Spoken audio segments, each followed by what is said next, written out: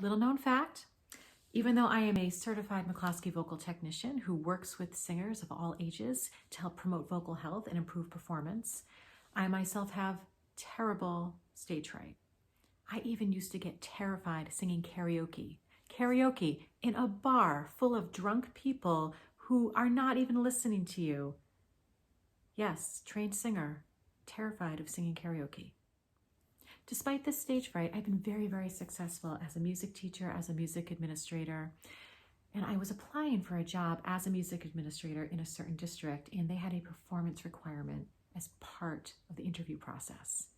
So typically, you are interviewed by other administrators, by the teachers who will be on your team, by parents, even sometimes students, sometimes a whole day-long process once you finally get to the final part of this interview process. But I've never been to one where they asked you to perform. So this school district wanted to hear you perform because if you were going to be directing musicians, they wanted to make sure that you also were a musician. And I was terrified. I practiced and practiced, and the more I practiced, the worse I got. Funny how fear will do that to you. And then somebody asked me, what would you do if you were fearless? Well, I'd just walk in there. I'd walk in there tall and I would just belt out a tune. And I would enjoy it because singing is fun. And I would perform and everyone would love it and we would exchange energy and it would be fantastic.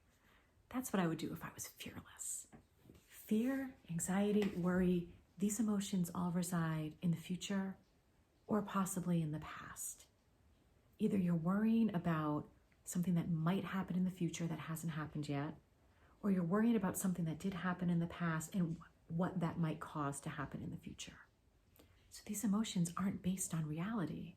They're based on what we are imagining, interpreting, creating in our minds about what might, could possibly happen.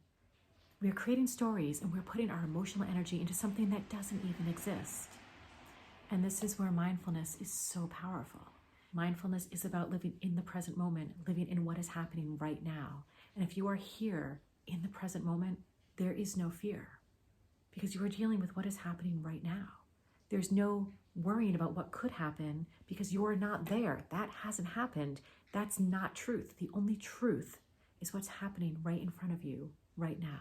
So on this Mindful Monday, I'm thinking about fear and I'm thinking about fearlessness and I'm thinking about how mindfulness can bring you to a place of fearlessness.